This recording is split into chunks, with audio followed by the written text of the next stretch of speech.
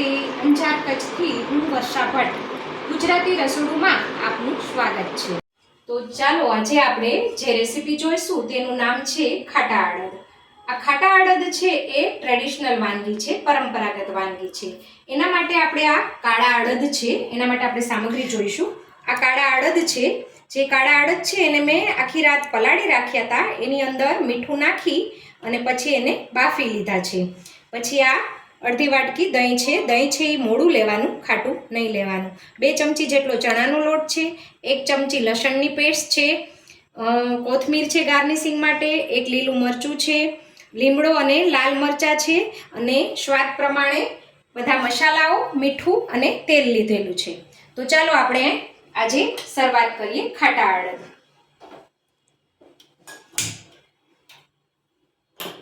અહીંયા તેલની અંદર આપણે રાઈ નાખશું, થોડું જીરું નાખશું,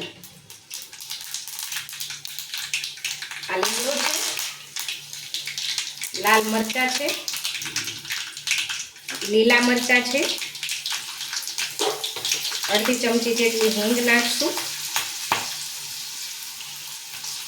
અને આ અડદ છે એને વઘારી નાખશું.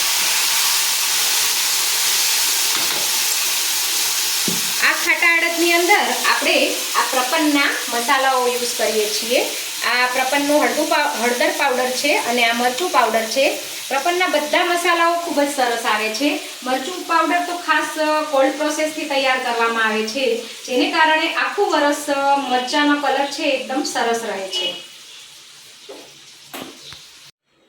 આ લસણની પેસ્ટ છે એને પણ એની અંદર નાખી દેવાની છે અને હલાવી લેવાની છે.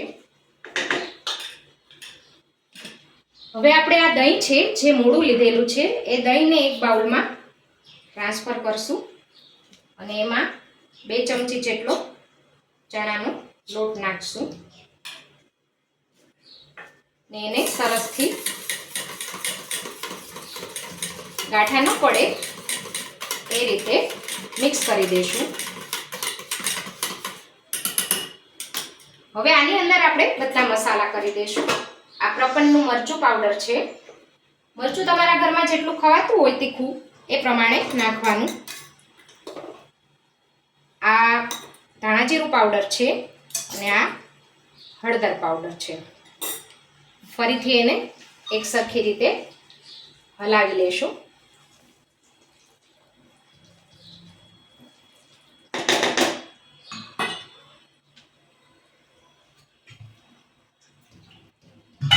બધા મસાલાઓ તૈયાર થઈ ગયા છે. હવે આ જે આપણે દહીંની અંદર ચણાનો લોટનું મિશ્રણ કર્યું હતું એમાં થોડું પાણી નાખશું અને ફરીથી મિક્સ કરી દઈશું. હવે આ ખાટા અડદ છે એ તમે કેની સાથે ખાવ છો એના ઉપર કરવાનું. જો તમે રોટલા સાથે ખાતા હોય તો થોડો ચણાનો લોટ વધારે નાખવાનો, તો ઘાટો થાય. હવે આ દહીંનું અને ચણાના લોટનું મિશ્રણ છે એની અંદર થોડું થોડું નાખતા જશું અને હલાવતા જશું.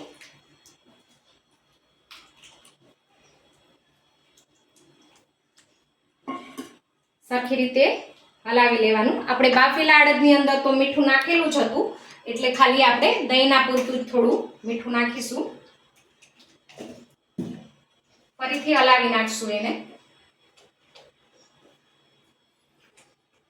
આ ખાટા અડદ છે એ ખૂબ જ પ્રોટીનથી ભરપૂર અને પૌષ્ટિક છે. આને તમે રોટલા સાથે, પરાઠા સાથે અને રોટલી સાથે પણ સર્વ કરી શકો છો.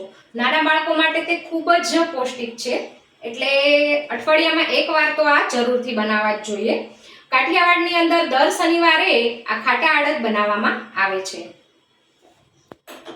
સરસ રીતે આ ખાટા અડદ મસ્ત રીતે મિક્સ થઈ ગયા છે. તમે જોવો છો કે ખૂબ સરસ લાગે છે. આ અડદને હવે આપણે બાઉલમાં લઈ લેશું.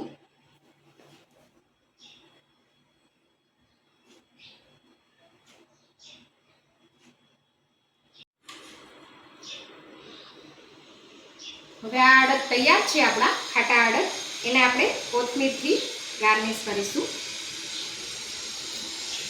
તો આ ખાટા અડદને તમે રોટલી, પરાઠા કે રોટલા સાથે સર્વ કરી શકો છો. તમે પણ બનાવજો અને કેવા લાગ્યા એ જરૂરથી મને કહેજો. તમારે પણ જો પ્રપન્નના કોઈ પણ મસાલા ટ્રાયલ માટે મગાવવા હોય તો www.prapan.com વેબસાઇટ ઉપરથી તમે પણ આ મસાલા મગાવી શકો છો. ધન્યવાદ.